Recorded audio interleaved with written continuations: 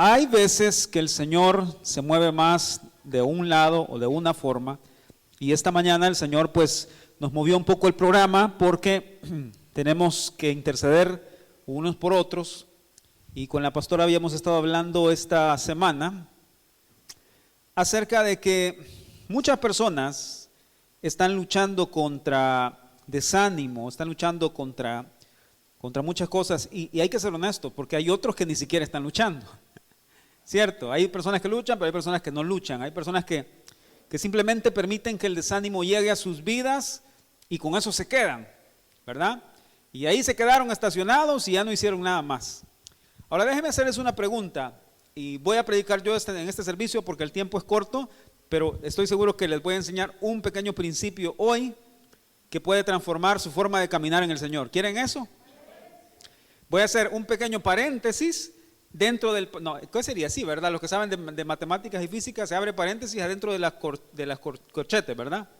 Vamos a abrir un pequeño paréntesis dentro de los grandes corchetes que estamos estudiando en el servicio de las 11, porque en el servicio de las 11 yo les estoy enseñando el crecimiento espiritual, acerca de la estatura del varón perfecto. No estamos, ni siquiera hemos entrado todavía a la estatura a explicarles propiamente lo que es una estatura.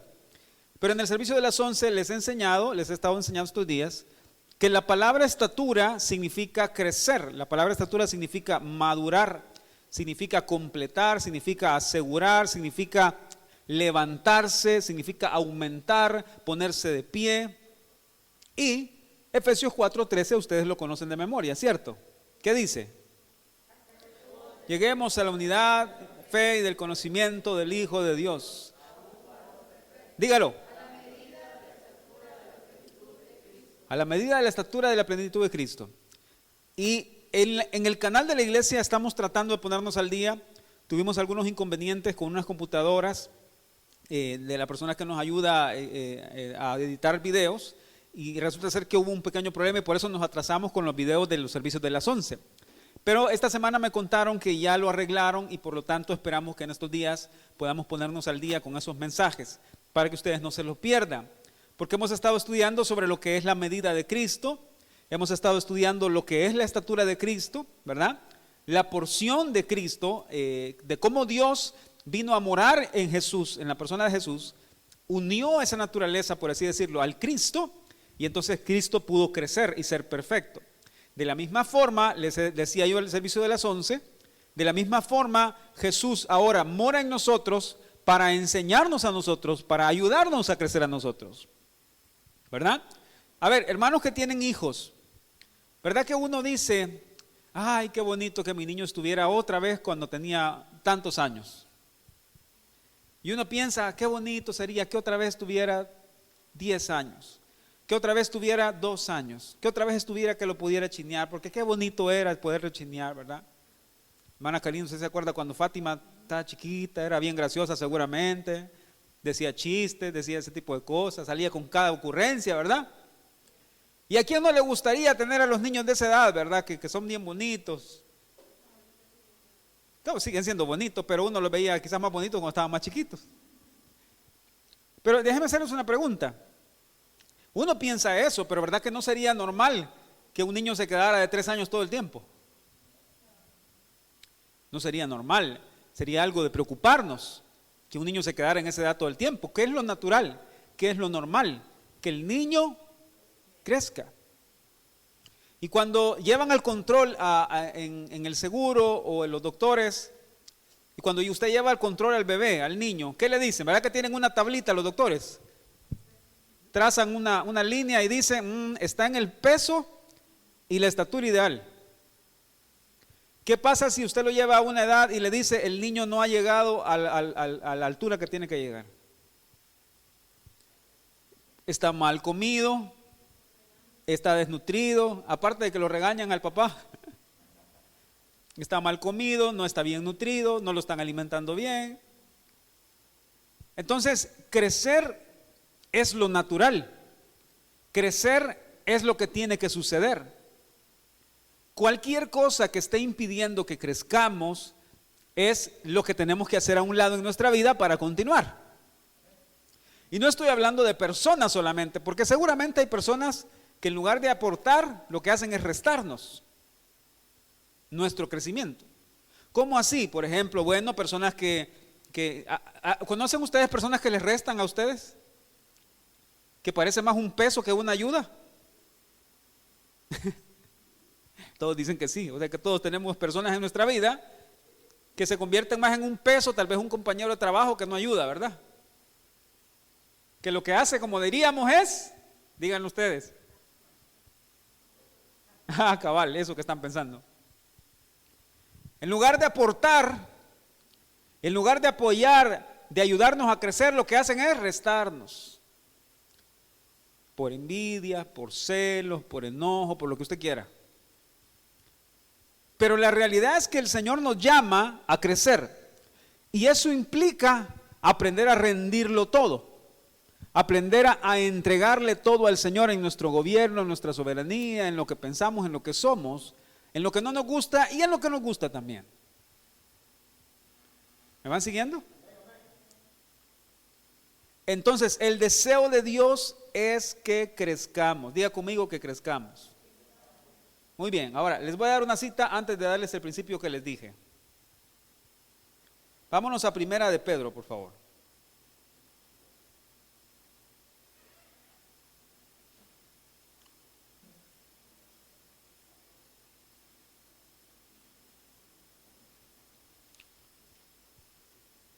Segunda de Pedro, disculpen.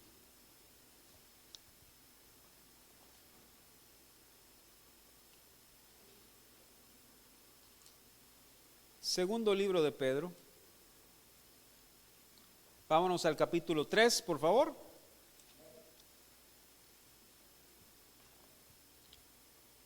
Vamos a leer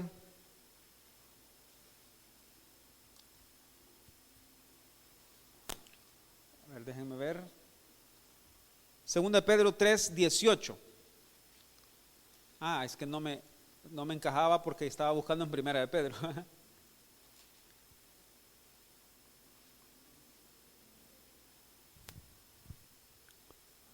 Léanlo conmigo, por favor, vamos. Antes bien, creced en la gracia y el conocimiento de nuestro Señor y Salvador Jesucristo. A Él sea gloria ahora y hasta el día de la eternidad. Amén. Ahora, Pedro está diciendo aquí, van a venir un montón de cosas a sus vidas, van a venir tentaciones, van a venir oportunidades para fallar, oportunidades para equivocarse, personas que van a venir a querernos enseñar algo que no es correcto, probablemente una doctrina falsa, probablemente una imagen de Dios que es falsa. Pero Pedro dice aquí, antes bien, creced en la gracia y el conocimiento de nuestro Señor y Salvador Jesucristo.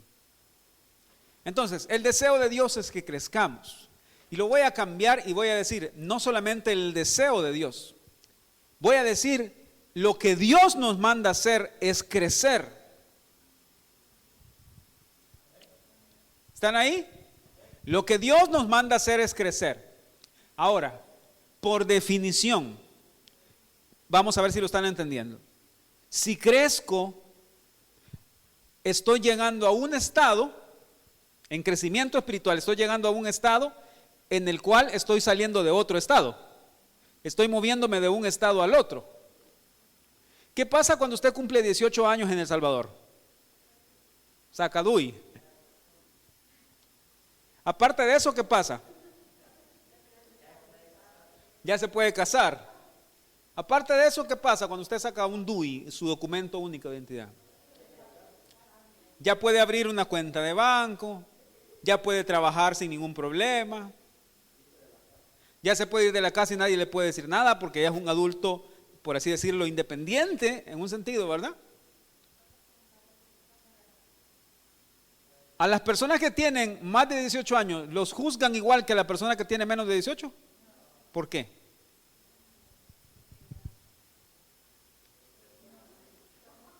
Porque están en un estado diferente. ¿Me doy a entender? Ahora, eso en lo natural. Si lo pasan a lo espiritual, cuando crecemos espiritualmente, llegamos a un estado de decir, un crecido espiritualmente, dejó de ser ¿qué? ¿Dejó de ser qué? Un niño espiritual. Ahora, váyanse por favor corriendito a Efesios.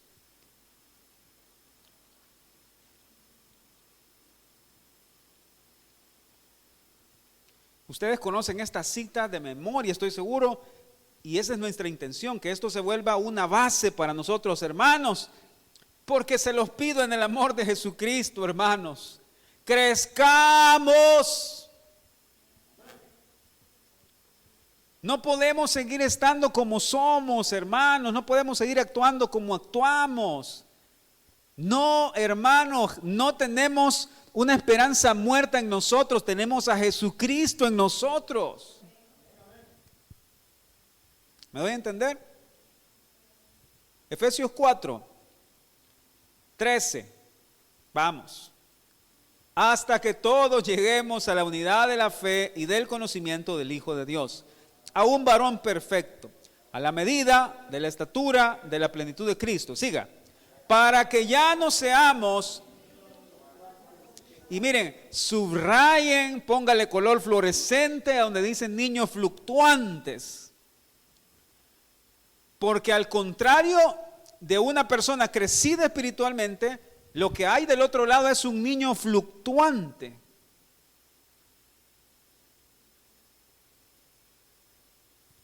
¿Sí? Y miren que Pablo, con la sabiduría que el Señor le dio y el Espíritu Santo inspirando esto, no dijo para que ya no sean niños solamente. Aparte de la condición del niño, le agrega algo más. ¿Qué dice? Fluctuantes, llevados por doquiera de viento de doctrina, por estratagema de hombres que para engañar emplean con astucia las artimañas del error, sino que siguiendo la verdad en amor, crezcamos en todo en aquel que es la cabeza, esto es Cristo. Ok, entonces, necesito que me sigan. Una persona que no crece espiritualmente es un niño fluctuante. ¿Estamos claros? Ahí lo dice.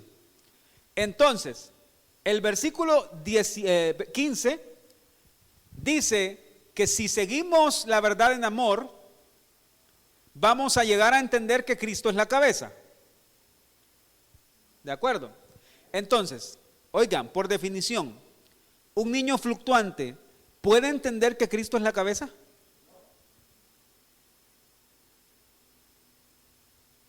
¿Por qué? Porque no ha crecido, porque no ha podido entender que Jesús tiene el control de todas las cosas. Y a todos nos cuesta. ¿A quién le cuesta eso, hermano? A mí me cuesta. Entonces lo ven la balanza. Una persona que ha crecido espiritualmente es una persona que ha desarrollado la capacidad de entender que Cristo es la cabeza, que Cristo es el que gobierna, reina y controla todas las cosas. Por oposición a eso, en oposición a eso, un niño fluctuante es un niño que no ha llegado a entender que Cristo es la cabeza. Y como resultado de que no ha llegado a entender que Cristo es la cabeza, ¿cómo se comporta?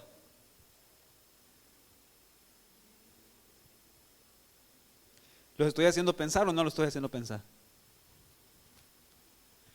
Lo que quiero que entiendan, mis amados hermanos, con todo el amor que les tengo en el Señor, es lo siguiente. ¿Por qué actuamos como actuamos? ¿Por qué reaccionamos ante las cosas de la vida como reaccionamos? Porque si Dios no responde a algo que yo quiero que haga, actúo como actúo. Díganlo. Porque somos niños y actuamos como niños. Y los papitos que tienen niños saben entender mejor cómo son los niños. ¿Verdad que sí saben entender cómo son los niños? A ver cómo son los niños, descríbanmelos. Son lindos, los amamos. Yo daría mi vida por cualquiera de los niños de la iglesia porque los amamos en el Señor. Pero díganme cómo son. Inquietos, berrinchudos, el mundo gira alrededor de él. Ayer en ese paseo tuvimos un hermanito ahí de los que andaban, ¿verdad? Que cuando lo bajamos del caballo, hermano, empezó a llorar. Y cuando veía que otro iba en el caballo, lo veía pasar, iba a pasar.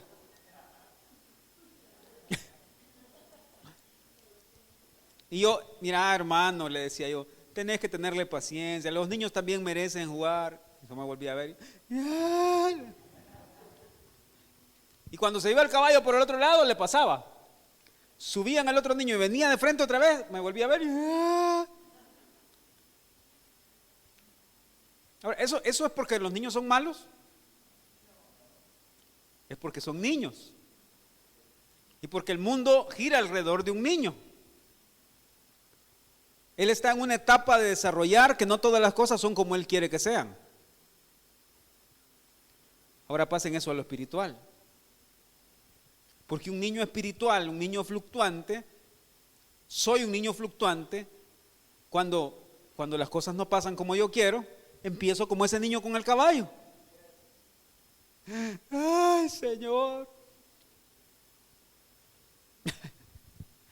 ¿Y saben por qué lo digo así? Porque a mí me pasa, hermano. Yo no sé a ustedes, pero a mí sí me pasa. Yo cuando quiero que salga algo bien y miren, hay hermanitos que no avanzan, que no trabajan, que no crecen. Hay hermanitos que no hacen su trabajo en el Señor. No digamos que no estudian su Biblia a profundidad, vaya. Digamos que no hacen lo que tienen que hacer, va. Y yo podría molestarme por eso, en el sentido de decir, ay Dios, si trabajamos por ellos, trabajamos por ayudarles y veo que no avanzan, no crecen, y uno se puede frustrar por eso. Tengo que dejar de ser un niño fluctuante y tengo que ir al Señor y decirle, Señor, ¿qué puedo hacer para ayudar con esto, Señor? ¿Qué debo hacer para ayudar con esto? Ayúdame, tú tienes el control. Tú eres el pastor de ellos, tú los has prestado para nosotros, para que nosotros los sirvamos, pero tú tienes el control. Ayúdame, Señor. ¿Me doy a entender? Entonces, les dije hace un rato, les voy a dar un principio que tiene que ayudarles. Si ustedes lo ven claramente, les va a ayudar a cómo dar los primeros pasos de bebé. ¿Quién quiere dar los primeros pasos de bebé? Para dejar de ser niños fluctuantes. ¿Quién quiere dar el primer paso? Sé que llegar a decir Cristo es la cabeza y tiene el control de todo, a todos nos cuesta, ¿verdad que sí? A todos nos cuesta. Aquí ustedes no tienen más privilegio que yo en ese sentido, porque yo también tengo que hacer mi trabajo al entender que Dios es la cabeza y que Dios tiene el control de todo. Pero déjenme decirles algo, llega un punto en el crecimiento espiritual donde encontramos descanso en el hecho de que Dios sea la cabeza. Porque voy a entender que la gente me va a fallar, que la gente se va a equivocar, que mi esposa me va a fallar y se va a equivocar, pero que al fin de eso, al fin y al cabo, hasta de eso tiene el control Dios. Entonces eso trae descanso a mi corazón. Escuchen, vamos a entender que nuestros hijos se van a equivocar y que no van a ser perfectos y que van a fallar tarde o temprano en su crecimiento. Pero yo voy a llegar a entender que Dios tiene el control de ellos. Y eso va a traer descanso a mi alma. ¿Me están siguiendo? Entonces, eso que ustedes tienen ahí enfrente, eso es la estatura de Jesucristo, ¿verdad? Representada en los muebles del tabernáculo de Moisés. Ahora, ¿cómo se llama el primer mueble que está ahí? ¿Cómo se llama? El altar de bronce o el altar del holocausto, ¿verdad? A ver, déjenme ponerles algo aquí. ¿Lo ven, verdad? Paso número 1. Son 7 pasos ahí para arriba, miren. Así que no se pierdan los mensajes en YouTube, ¿ok? Paso número 1. ¿Qué hacían en ese altar? Se ponían los sacrificios. ¿Qué más? Digamos que se puede abordar de un montón de lados, pero este lado que les voy a hablar ahora es cómo comenzar a dar pasos para dejar de ser un niño espiritual. ¿Sí? ¿Qué más se hacía en ese altar? Quemaban el sacrificio. ¿Qué más? Ya lo estudiamos. Derramaban sangre. ¿Qué más? Caía fuego, ajá, ¿qué más? Ponían el sacrificio, caía el fuego, derramaban sangre, ponían sangre sobre los cuernos, sangre sobre el altar y debajo en el piso por el altar. ¿Qué más hacían? Les falta. De ahí sacaban fuego para los demás muebles. Cuando caían las cenizas del sacrificio, tenían que sacar las cenizas y con esas cenizas preparaban otra mezcla para otra sanidad y otras cosas. Eso ya lo estudiamos, ¿verdad? Entonces, esta figura de la estatura de Jesucristo es una imagen, por así decirlo, de cómo está representado Jesucristo en el Antiguo Testamento. Y abajo, eso se los he explicado también a las 11 de la mañana, abajo tenemos que hay algo que se llama el crecimiento al 30%. En el lugar santo tenemos crecimiento al 60% y arriba tenemos el crecimiento al 100%. ¿Sí? También aquí abajo se conoce que hay crecimiento como gloria de estrella. ¿Sí? Aquí arriba se conoce crecimiento como gloria de luna y aquí arriba se conoce como crecimiento como la gloria o el resplandor del sol. Cada una de esas cosas va en aumento. ¿Están siguiendo? Ahora, ¿qué debemos hacer cuando somos niños fluctuantes, inmaduros espiritualmente? Berrinchudos, que hacemos por cualquier cosa un berrinche en nuestra vida, en nuestra casa, en nuestro trabajo, lo que sea, ¿verdad? Paso número 1.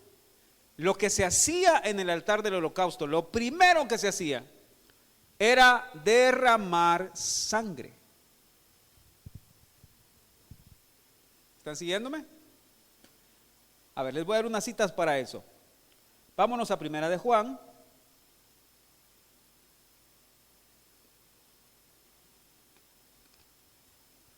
Capítulo 1. ¿Qué hora es? Dios mío. Tengo que terminar ya.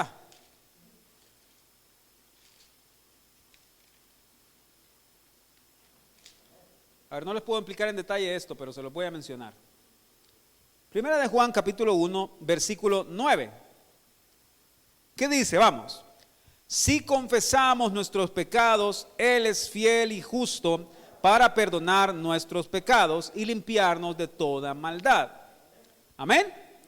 Entonces, en nuestro comienzo o los primeros pasos que debemos seguir para dejar de ser niños fluctuantes es entender que si el primer mueble está a la altura de los pies y representa el sacrificio, el perdón y el arrepentimiento y el perdón, eso quiere decir que debo aprender a caminar en un camino de sangre. Un camino de sangre. Ahora les voy a explicar eso en un minuto para terminar. Caminar en un camino de sangre significa entender que a los pies de Jesús, es decir, en lo que usamos para caminar, en nuestra propia estatura, en nuestra propia imagen, siempre debe haber sangre. Ahora, ¿alguien me puede decir qué significa lo que estoy diciendo? ¿O cuál es el paso número 1 para aprender a dejar de ser niños fluctuantes? ¿Qué significa caminar en un camino de sangre?